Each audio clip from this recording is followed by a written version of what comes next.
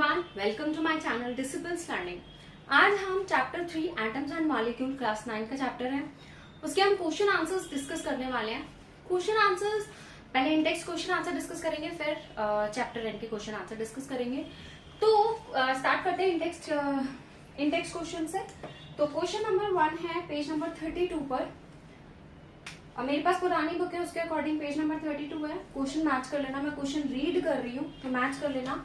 Question number 1 यहाँ पे पुरानी बुक के अकॉर्डिंग पेज नंबर 32 है। तो क्वेश्चन नंबर 1 में बोला गया in a reaction 5.3 of sodium carbonate. इसमें ना एक वो दी हुई है, इक्वेशन दी हुई है। Sodium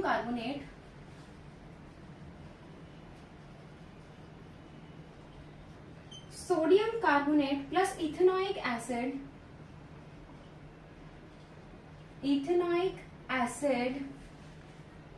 gives sodium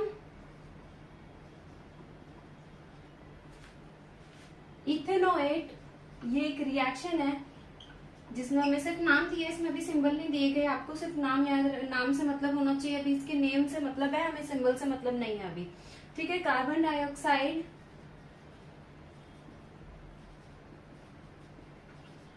plus water.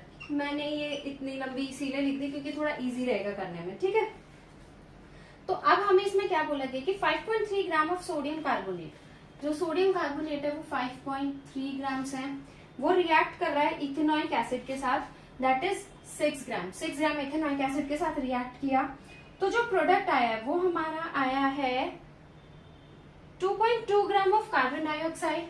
2.2 ग्राम है कार्बन डाइऑक्साइड, 0.9 ग्राम है वाटर, 0.9 ग्राम है वाटर, ये 9 लिखा हुआ है, 0.9 gram and 8.2 gram is sodium ethanoate. 8.2 gram is sodium ethanoate. तो अब हमें ये बताना है कि इसमें law of conservation of mass का ये ऑब्जर्वेशन है हमारी, ठीक है। अब इसमें क्या लॉ ऑफ कंजर्वेशन ऑफ मास लग रहा है, अगर एग्री करते हैं तो कैसे लग रहा है हमें बताना है। अगर हम 5.3 और 6 को प्लस करेंगे तो कितना आंसर आ जाएगा? 11.3 ग्राम्स, ठीक है। इधर कितना आएगा? 8.2, 2.2 एंड 0.9 प्लस कर लो। 8.2, 2.2 एंड 0.9 को अगर हम ऐड कर देते हैं तो क्या आएगा? 9 प्लस 4 कितना हो गया? 13, 1, 10, 11। तो ये भी क्या हो गया हमारा? 11.3 हो गया। तो इन तीनों को जब हम ऐड कर रहे हैं तो ये आ गया 11.3। इनको तीनों को ऐड करने पे, इन दोनों को ऐड करने पे, ठीक है। तो 11.3 ग्राम्स। तो दैट मीन्स इस आंसर में हमारा क्या हो गया? ये लेफ्ट हैंड साइड है, ये राइट हैंड साइड है, तो left hand side is equals to right hand side. So we can say that there is a law of conservation of mass in this reaction. तो इस तरीके से हमें उसको एग्रीमेंट, हमें उसे बताना था कि कैसे करना है। Question number 2, hydrogen and oxygen combine in the ratio 1:8 by mass to form water. Water है 1:8 में कंबाइन हो रहा है। तो what mass of oxygen gas would be required to react completely with 3 gram of hydrogen. देखो hydrogen और oxygen, दूसरे question में क्या बोला गया है कि जो हाइड्रोजन और ऑक्सीजन है वो 1:8 की फॉर्म में कंबाइन हो रहा है। हमें कितना रेशियो करना पड़ेगा? अगर ऑक्सीजन की कितनी नीड होगी अगर हाइड्रोजन कितना हो जाएगा? मान लो हाइड्रोजन हो जाता है, ये इस रेशियो में हो रहा है, ठीक है। अब वो बोल रहे हैं नाउ कि अगर हम हाइड्रोजन को 3 कर देते हैं तो ऑक्सीजन की नीड कितनी होगी, ठीक है। अभी ये 1:8 की फॉर्म में पहले से था। तो अब हमें कितने की जरूरत है कि ये क्या हो जाए, हमें x की वैल्यू मिल जाए। क्या करेंगे?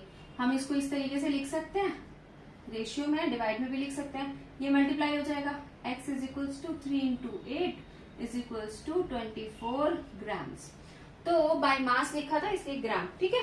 तो 24 ग्राम्स। अगर हाइड्रोजन जब 1 था तो ऑक्सीजन 8 थी, जब हाइड्रोजन 3 हो गया तो ऑक्सीजन कितनी हो जाएगी? 24 हो जाएगी। तो इस तरीके से हम उसको सॉल्व कर लेंगे। Which postulates of Dalton atomic theory is result of the law of conservation of mass? कौन सा पॉस्टुलेट है डाल्टन एटॉमिक थ्योरी में जो कि कौन सा पॉस्टुलेट को रिजल्ट है हमारा, law of conservation of mass. तो law of conservation of mass में क्या था, never destroy nor be created, ठीक है, neither be created nor be destroyed। तो ये था postulate number 7, the atom are indivisible particle which cannot be created or destroyed in any chemical reaction। जैसे कि इस वाली रिएक्शन में हुआ, देखो उतना ही है, कुछ भी डिस्ट्रॉय नहीं होगा, कुछ भी क्रिएट नहीं होगा, चेंज हो रहा है। सोडियम कार्बोनेट था, सोडियम इथेनॉइड बन गया, कार्बन डाइऑक्साइड बन गई, वाटर बन गया, चेंज हो रहा है, डिस्ट्रॉय और क्रिएट नहीं हो रहा, ठीक है, उतना ही वेट है उसमें। तो law of conservation of mass, mass का कंजर्वेशन है उसमें, ठीक है। फोर्थ क्वेश्चन है, which postulates of Dalton atomic theory can explain the law of definite proportion. Definite proportion को कौन सा लॉ सेटिस्फाई करता है, लास्ट लॉ जो हमने पढ़ा था 6, ठीक है, कौन सा है, the relative number and kinds of atom are constant in a given compound. जैसे कि वाटर है, वाटर 1:8 की फॉर्म में ही रहेगा। ये देखो यहाँ पे 3 और 24, अब आप कह सकते हो कि मैम ये क्वेश्चन तो 3 और 24 अब यहाँ पे बोल दिया गया, तो अगर वो सपोज 3 और 24 के रेशियो है, तो हमने क्या पढ़ा है, सिंपलेस्ट होल नंबर में रहता है, तो सिंपलेस्ट होल नंबर अगेन 1:8 आ जाएगा, 3 टाइम्स 1:8 है ना ये, तो ये तभी तो अगर इनको ऐड करते हैं तो ये 3:24 हो जाएगा। तो अगर मैं इसको ही सिंपलेस्ट फॉर्म में लिखूंगी, सिंपलेस्ट फॉर्म में लिखने पर ये क्या आ जाएगा, 1:8 आ जाएगा। तो वो तो सिर्फ हमें ये बोला गया है कि अगर हम अमाउंट बढ़ा देते हैं, अगर देखो क्योंकि उन्होंने बोला अगर इसको 3 कर देते हैं तो वो 3 8 नहीं हो गया, वो भी 24 हो गया। और हम किस में लिखते हैं, सिंपलेस्ट होल नंबर में लिखते हैं। तो simplest whole number is 1:8, but हम उन्होंने उसमें पूछा था ऐसे, तो हमने उसको क्वेश्चन को इसी तरीके से किया, ठीक है। नेक्स्ट क्वेश्चन है हमारे को पेज नंबर 35 पर। पेज नंबर 35 पर बोला गया define the atomic mass unit. Atomic mass unit को डिफाइन करना है हमें। तो हमने जब मैंने चैप्टर डिस्कस किया है हमने, तो उसमें मैंने आपको प्रॉपर नोट्स लिखवाए हैं, लिखे हैं, ठीक है, बोर्ड पर सब कुछ लिखा हुआ था, आपने स्क्रीनशॉट होपफुली ले लिया होगा, तो आपको उसमें मिल जाएगा। मैं फिर भी इसको एक बारी बता देती हूँ कि होता क्या है एटॉमिक मास, ओरली बता देती हूँ, लिख नहीं रही हूँ इस पर क्योंकि मैं ऑलरेडी एक बारी बोर्ड पर लिख चुकी हूँ, तो आप मेरी पुरानी वीडियोस भी देख सकते हैं। One atomic mass unit is a mass unit equal to exactly 1/12 के इक्वल होता है the mass of one atom of carbon 12। Carbon 12 के पेज नंबर 35 पर है, कार्बन 12 के 1/12 के इक्वल होता है कोई भी वन एटॉमिक मास यूनिट, ठीक है। नेक्स्ट क्वेश्चन है, why is it not possible to see an atom with naked eyes. एक एटम को हम नेक्ड आईज से क्यों नहीं देख पाते, क्योंकि that is the atom is too small to be seen with the naked eyes. उसका साइज कितना होता है, 1 मीटर। 1 मीटर में कितने होते हैं, 10⁻10 9 नैनोमीटर, और उसका नैनोमीटर में साइज होता है। तो अगर 1 मीटर में ही, 1 मीटर कितना हो गया, छोटा सा होता है 1 मीटर, तो अगर उस 1 मीटर में 10⁻9 नैनोमीटर हैं, तो 1 नैनोमीटर देखो कितना होगा, है ना, बहुत छोटा होगा, तो हम उसको देख ही नहीं सकते हैं, तो इसलिए हम उसको नेक्ड आई से नहीं देख पाते। नेक्स्ट क्वेश्चन पर आ जाते हैं। नेक्स्ट क्वेश्चन है पेज नंबर 39 पर, पेज नंबर 39, ठीक है, पेज नंबर 39 पर ये पेज है, पेज नंबर 39 पर क्वेश्चन नंबर 1 है, write down the formula of. ये 4 हमें कंपाउंड्स दिए गए हैं, उनका फॉर्मूला हमें बताना है। तो फॉर्मूला कैसे हो जाएगा, यहीं पे छोटा छोटा करके कर लेंगे।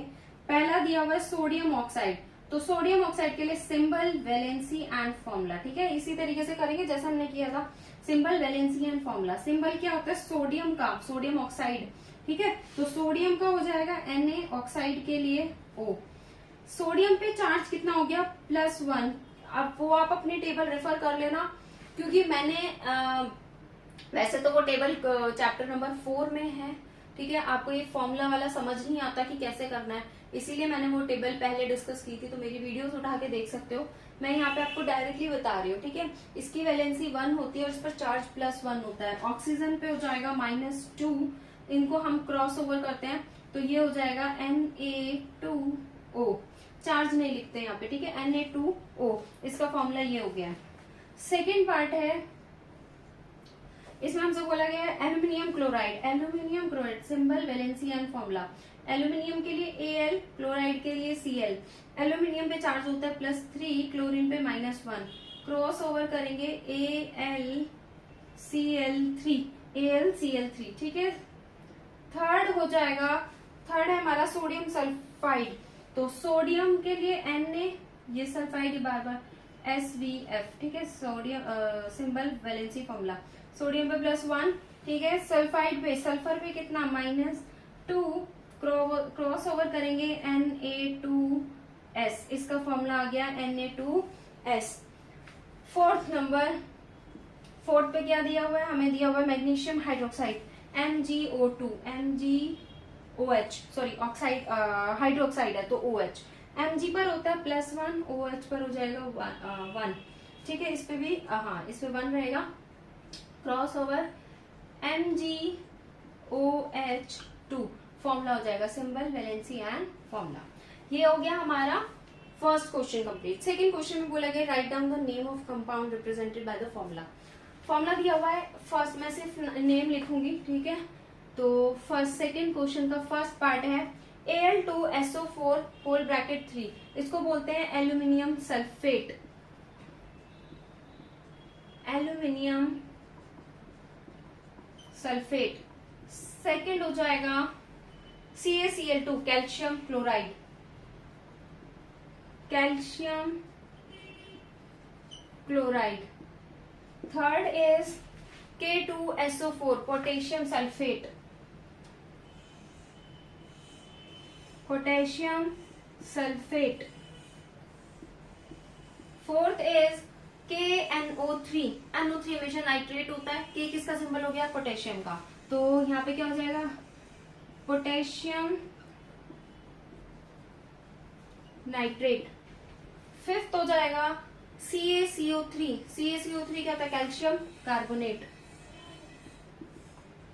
Calcium carbonate.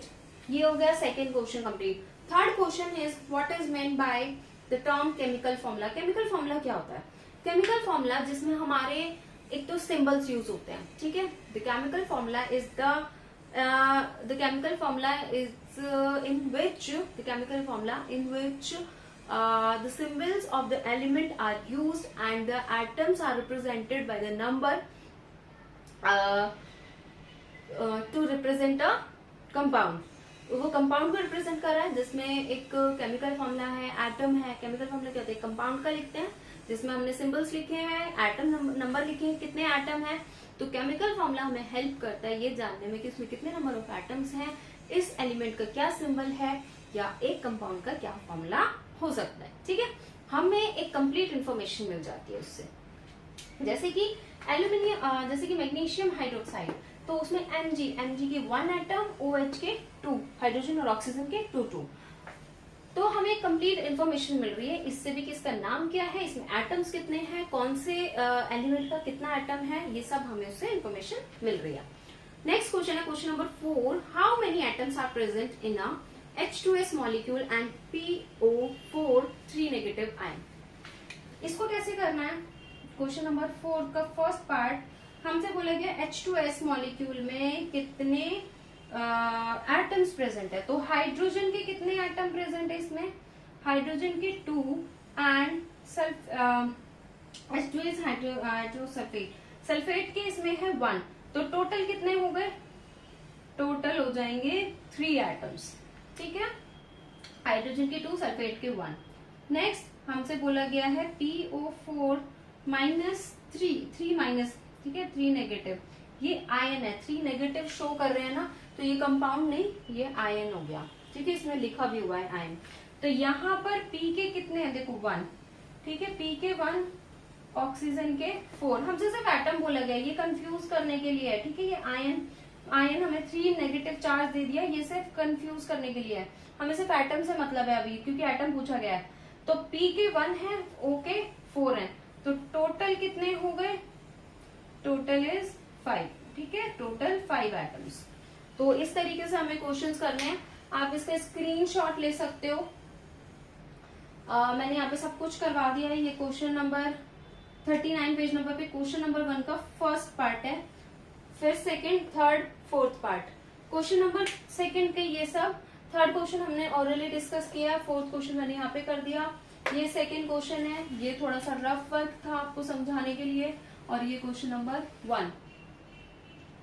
ठीक है, तो ये सब आप स्क्रीनशॉट ले सकते हो ताकि आपको हेल्प हो जाए, आप इनको अच्छे से कर सको, और बाकी भी प्रैक्टिस करनी है। ठीक है, अभी के लिए इतना। नेक्स्ट पार्ट में हम नेक्स्ट स्टार्ट करेंगे क्वेश्चन से। अगर इन क्वेश्चंस में कोई भी डाउट है तो please let me know in the comment section, and video like आए, क्वेश्चन पसंद आए, क्वेश्चन समझ आए तो please do like, share and subscribe.